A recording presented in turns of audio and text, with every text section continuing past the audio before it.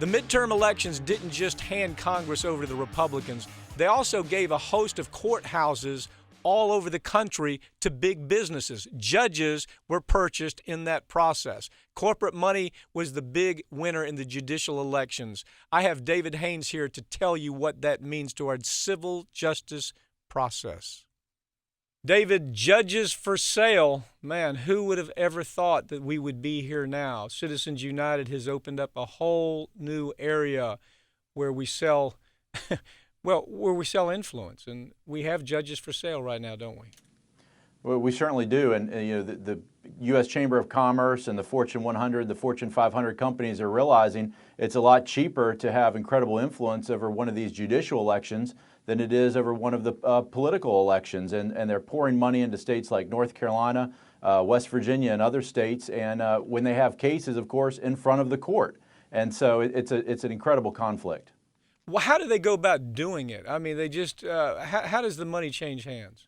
Well, we have these outside groups that have been established. Primarily, one of the main groups is the Republican State Leadership Committee, which is spending millions of dollars, and it's various front groups. And as you said, after Citizens United, we have unlimited spending that can basically come in. You have the tobacco companies, for example, particularly in the state of North Carolina, that have a lot of litigation in the state courts, are the primary funders of many of these candidates.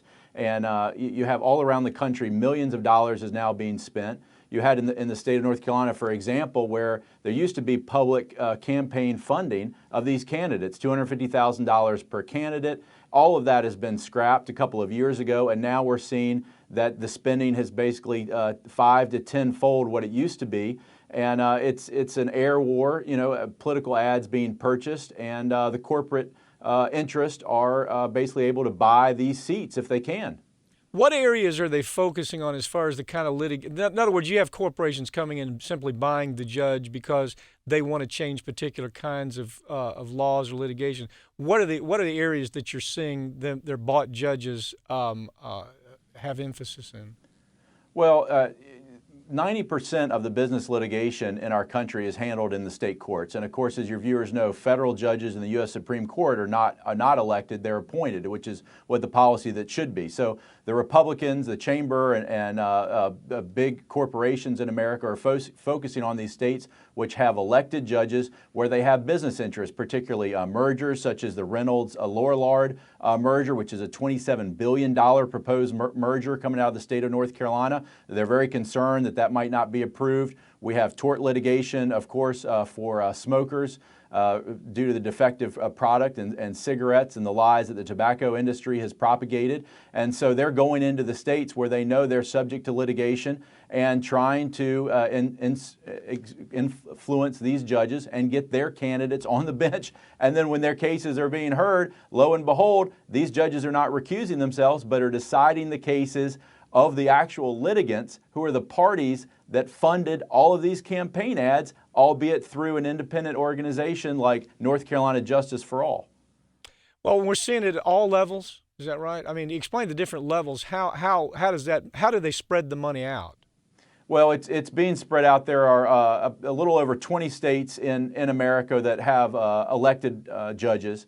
And then we have about another 16 states which actually have retention elections where initially there's an appointment and then the voters will decide if the judge should be retained. And so these are the states, of course, that they are targeting, and they're spreading it out through these independent companies. And often you don't know who is funding these judges. And in North Carolina, for example, the average voter does not even know what party the candidate is affiliated with. Of course, those who are closely observing the elections do, and those corporate entities who are funding them do, but otherwise it really comes down to a name recognition issue, and that's why this spending is so important. If one candidate is getting 10 times the funding of the other candidate, usually the Democratic candidate is insufficiently funded, it's a name recognition game. These judges are not that well known, but because voters see their ads again and again, they're most likely the ones that are going to win the election. So it's being spread out all across the states, and it's a real focus now of these corporate interests.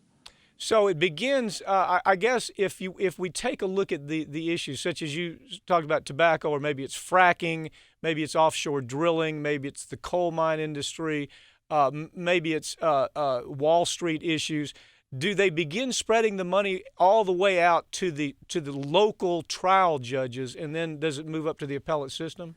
It does, yeah. Anyway, there's certainly the trial court decisions, they're very important because if they can win at the trial court level, then they have an advantage, obviously, on the appellate level. A lot of the money is being poured into the Supreme Court levels because those are the most high-profile seats, of course, and they know that the big disputes are likely going to reach the Supreme Court, and so then they can try to guarantee a reversal. But as you said, if you look in the states where we have elections and where we have corporate pollution, other product liability problems. You mentioned the state of West Virginia has a terrible history. That's another state where we have elected officials, and we've had reports of members of the Supreme Court being wined and dined in the Mediterranean by corporate litigants who have business before the court. And, the judicial branch should be separate. It should be a place where citizens, everyday people can go and be sure that their case is heard fairly. The U.S. Supreme Court is not elected, of course. Federal judges are not elected. But in these certain states, we have a situation where individuals are not able to fairly have their case heard because the corporation has already had tremendous influence on the court before they even got there. They bought the judge. Now, for example, we see this case, the developed U.S. Supreme Court now is deciding whether they should take and review the case in BP. And now we find out that Judge Alito's son actually works for the law firm that's handling the BP case, and Judge Scalia's son actually works for the law firm that is representing BP. But nevertheless, these two judges won't remove themselves from the case. And so thousands of lives are affected by that. What on a bigger scale, are we seeing the same thing with these what I call bought judges in the states where they're saying, no, we're going to continue hearing the case even though we know we're bought and paid for?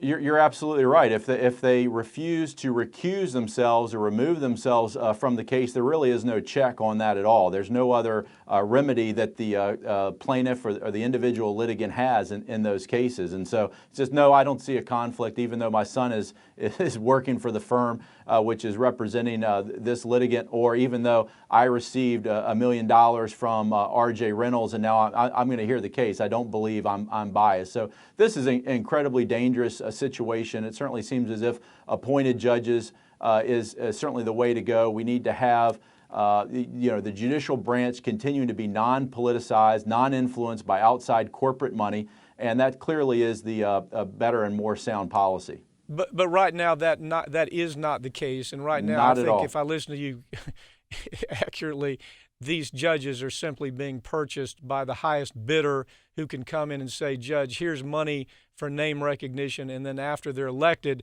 I guess they worry about the fact, will they be there for me the next time? Will that corporation be there for the next time? And I guess it just gets worse and worse.